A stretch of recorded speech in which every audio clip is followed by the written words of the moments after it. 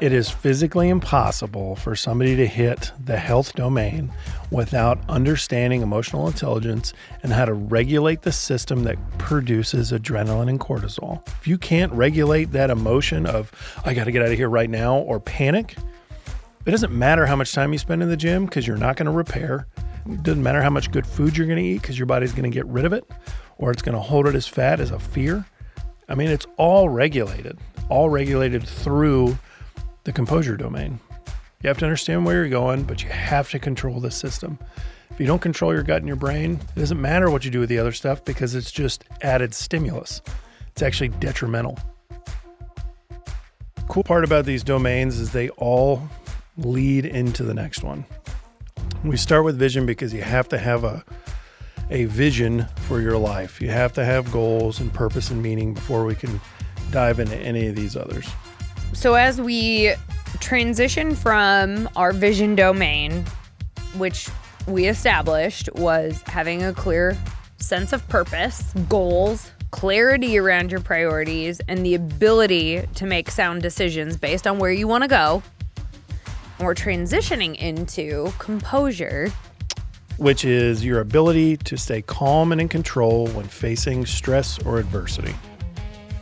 Which we have none of that in our lives, so. No stress, no adversity. So how does the next domain correlate with vision? Well, when life comes at you and things get hard, it's important for us to maintain big picture perspective. I think of it as zooming out. It's almost like you're in the moment, you're in a frustrating moment, and you have to zoom out of the situation.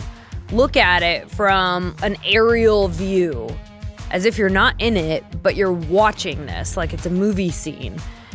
And in that moment, if you know that there's a happy ending at the end of the movie scene, that one moment you know is going to be fleeting. And that's exactly what life is. It's just a bunch of moments. And if you know where your vision is going to end up, it's like, well, this one small frustration that I'm dealing with today is no big deal. It's really not that deep. So it helps you maintain perspective. And then as we segue into composure, when we think about like keeping our cool in tough situations, it's the vision that's going to help us do that.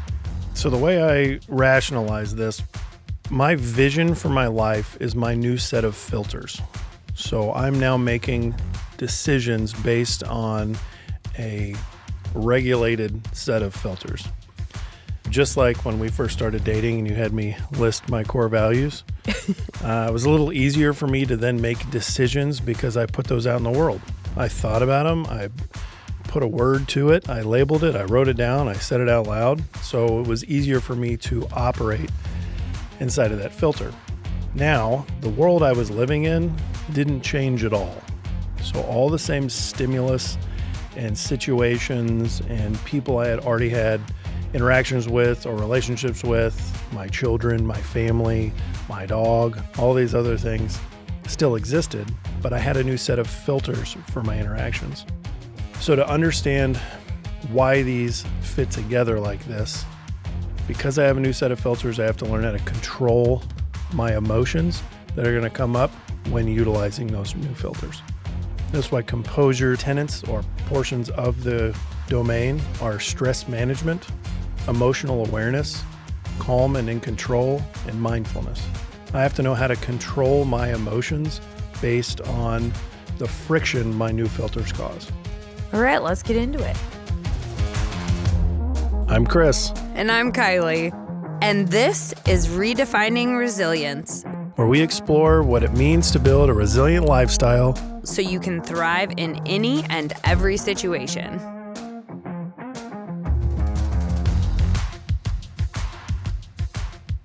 There's a lot that goes into keeping your composure because it's not like we just deal with one emotion. There's a ton of emotions out there that we experience on an ongoing basis. And the first thing we want to do is be able to label them. You know, sometimes we encounter frustrating situations and we don't even know why we're frustrated. So as we dig into the composure domain, we need to leverage our emotional intelligence throughout cultivating resilience. And foundation for this is the emotional awareness. It is being able to understand why we're reacting to something, what's frustrating us about the situation, or labeling the emotion so that we can then learn how to manage them. So when you say EQ or emotional intelligence, is that equal to or the same thing as IQ? No, very different. Our IQ is essentially developed by the time we leave school. It is our foundational knowledge, and our emotional intelligence can continue developing even in our older years.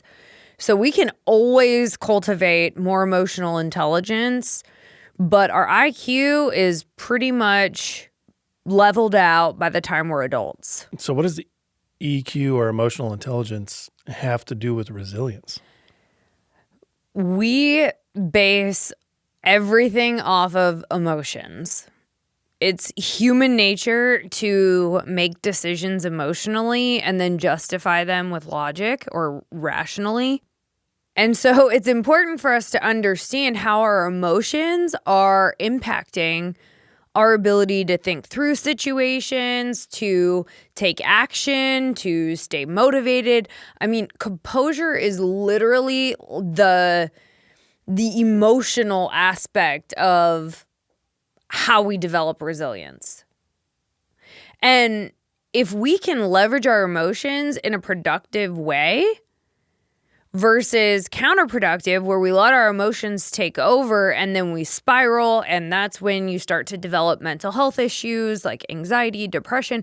Those are emotions that have been repeated over and over and over, and it's created this neural pathway that becomes our default response to different situations. I think we need to unpack that statement a little bit, because you, being the neuro-linguistic genie and intelligent person you are, talk a little bit more about neural pathways. What is a neural pathway? Think of this as the highway that your communicators in your brain take to send messages throughout your body. Neurons in your brain communicate and tell your body how to respond to different situations. It's why when we're nervous, our hands get sweaty, or we start to feel our stomach in our throat. It's because there's a message coming from your brain telling your body how to respond to this situation. A lot of people don't realize it, but our emotions are a choice. We actually have control over these feelings. And the more we know and understand about our emotions, the more we can control them. A lot of mental health issues have been developed over a long period of time, just repeating the same emotions over and over. And what that does is it creates the same, it's your brain taking the same highway with the same stimulus. So when you start to react to a situation with a certain response, every time you get into that same situation, if you're not responding intentionally, if that's not the response you want to have, you're going to continue to have it because that's the pattern that your brain is going to develop. We have this crazy, awesome thing in our brains called neuroplasticity, which allows us to change our thinking patterns, but it doesn't happen easily. It happens intentionally. And if you think about this neuro pathway as a snow hill, like everybody has gone sledding as a child. I have to imagine. I wasn't the only one that grew up trying to sled and race down hills as fast as I can, avoiding trees, or sometimes not. I think we're ousting our Jamaican audience right now, but I think you're on track. Sorry for the folks that don't know what snow is. But let's just say you start at the top of a snow hill with your sled, you go down the hill once, and then you come back up and you put your sled in the same starting position. What's going to happen when you go down that hill again? You follow the groove. Yeah, you start to develop these tracks in the snow, and your sled ends up taking the same path because the trail has already been laid. And as you continue to go down, let's imagine you've gone down the hill 100 times. You're going to have a foot of snow on either side of you and these walls built up to where it's going to be pretty difficult to deviate from that trail that you've made. And this is the way our neuro pathways work in our brain. We develop this trail, and if you're not using any other trails or taking any other pathways with your thoughts and your emotions, your brain is going to respond in the same way. It becomes subconscious. And so this behavior, this pattern starts to become your autopilot mode. So unless you take your brain off of autopilot and you intentionally say, you know what, I'm not going to respond like that again.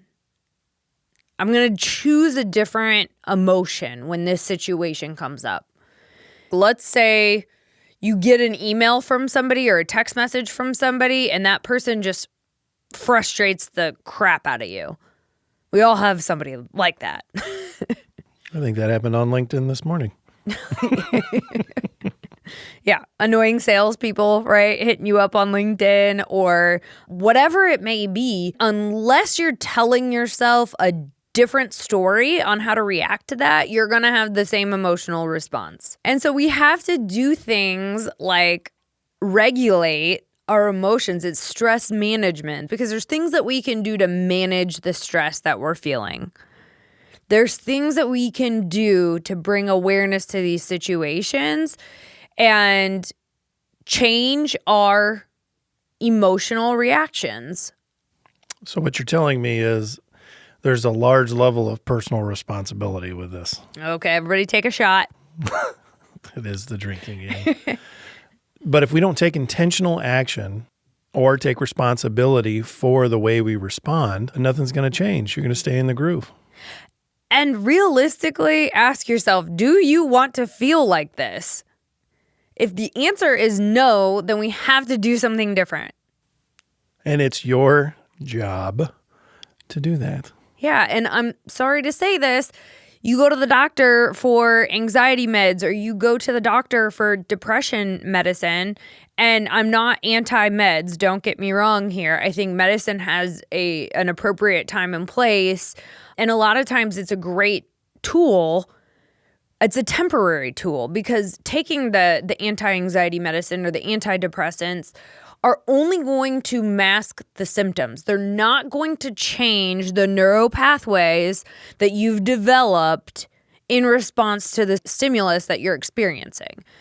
So the meds will temporarily make the bad feelings go away, but they're not going to fix the reaction inside your brain. So that's where Chris is absolutely right. We have to take responsibility for understanding these emotions and choosing a different path. Choosing to put your sled in a different spot and going down a different trail on that snow hill. I love that analogy. Well, it's simple and it's true. We have more autonomy in our emotional regulation than what we've been taught. And in all fairness, neuroscience is pretty new. We don't know a whole lot about the brain. And as information becomes more and more available, why would we not use this? Why would we not want to optimize our thinking and our emotions and reach more of our potential? So because neuroscience is so new, we are going to run into a lot of individuals that have not been presented with this information. So the emotional intelligence understanding is just very low. They don't understand how emotions play a role or how to control emotions. So you will, with this new knowledge, run into people that think it's a better idea to hide it or ignore it or are overwhelmed by it because they don't know how to control it, because it is new. And I think throughout this composure domain, we're going to touch on a lot of different aspects of emotional intelligence. And, one other part of this is remaining calm and in control during stressful situations, and then mindfulness. So to make a case for mindfulness, it trains our brain to stay calm and think clearly. And unless you're intentionally staying calm, thinking clearly, and by the way, being present, you won't be able to tap into this part of your brain that's in charge of regulating your emotions. So it all goes hand in hand, and we're going to dive deeper into each one of these tenets. And by the way, if you're a visual person, we have a graphic that dives into all of the 6 domains as well as the tenets within each domain linked in the show notes. So you can refer back to that anytime if you want to just remind yourself of where we're at in the resilience model. All right, Kiley, why are you excited about the Composure domain? This might be one of my favorite domains because it's all about understanding and regulating your emotions. And in my mind, that's the cheat code for accomplishing anything you want to accomplish.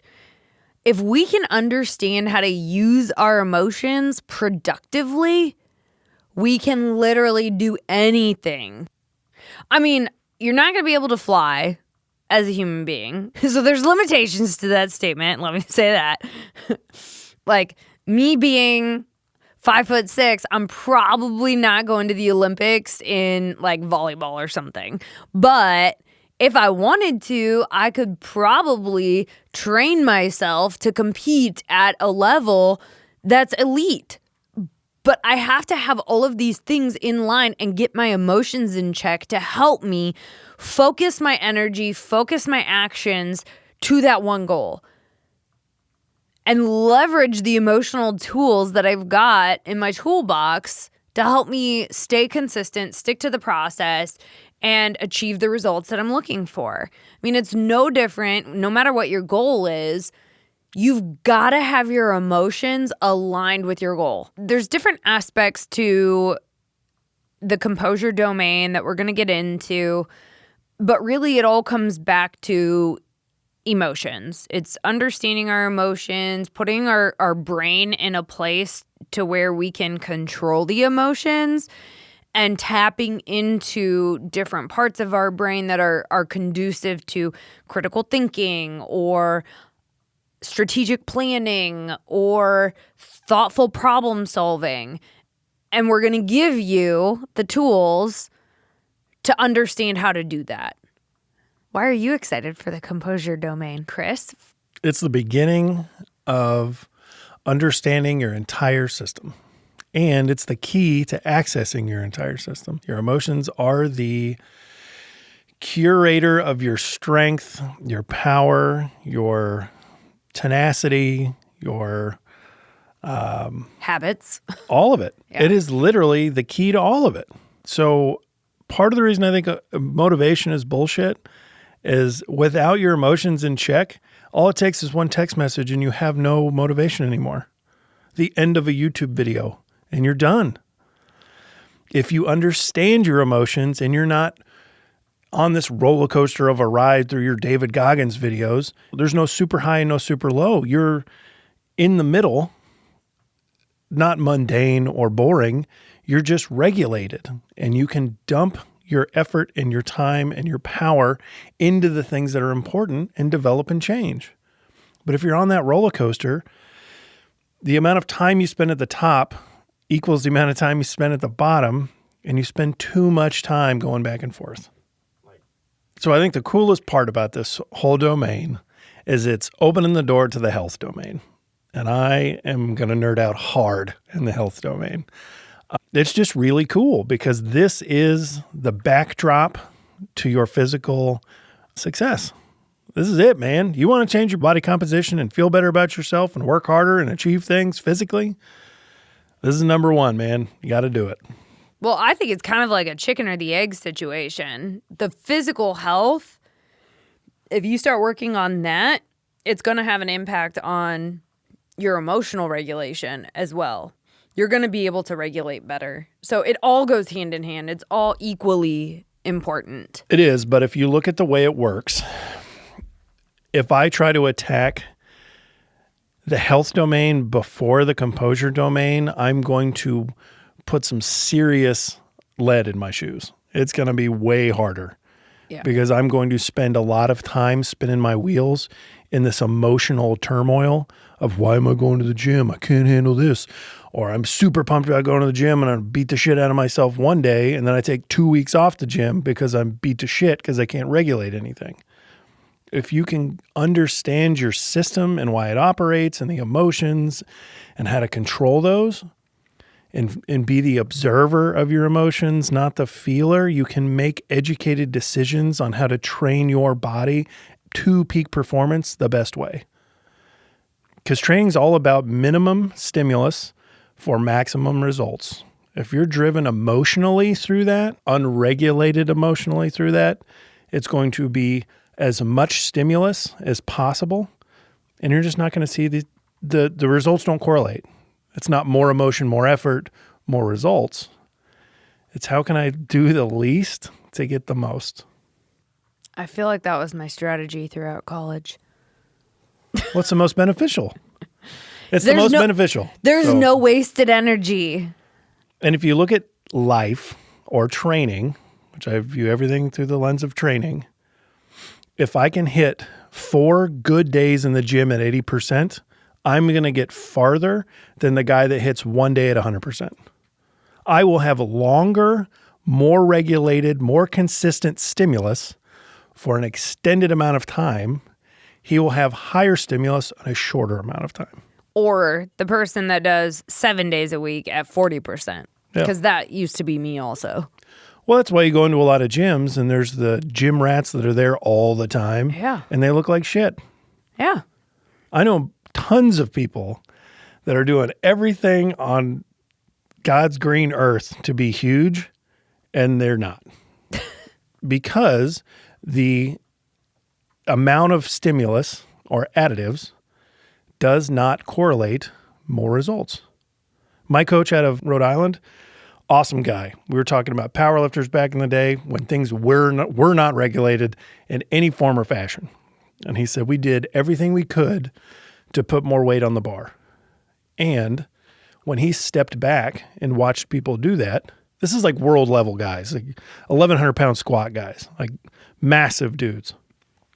When he did a little study on what they took, how they trained, and how they ate, when they did an excess amount of those things, they were not putting an excess amount of weight on the bar. In fact, they were just getting injured. It is physically impossible for somebody to hit the health tenet, health domain, without understanding emotional intelligence and how to regulate the system that produces adrenaline and cortisol. Adrenaline turns into cortisol when your adrenal glands are maxed out. Your cortisol levels literally dissolve muscle and tear your body to pieces. You are in fight or flight mode to the point that your body is sacrificing itself to get the fuck out of there. So if you can't regulate that, if you can't regulate that emotion of, I got to get out of here right now, or panic, it doesn't matter how much time you spend in the gym because you're not going to repair. It doesn't matter how much good food you're going to eat because your body's going to get rid of it, or it's going to hold it as fat as a fear. I mean, it's all regulated through the composure domain. You have to understand where you're going, but you have to control the system.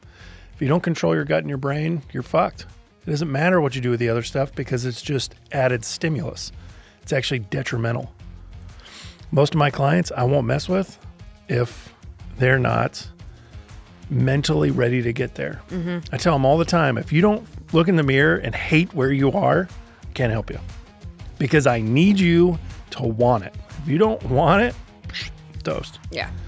Because I can't want it for you. Thanks for listening to Redefining Resilience. To learn more about building your mental and physical readiness, check out odysseyresilience.org. And follow us on Instagram, LinkedIn, and TikTok. I sit down, hand her her pizza, and she goes, "Oh, it looks like Ninja Turtle pizza." And I'm like, "This is it, man. I have found my person." Ninja Turtle pizza.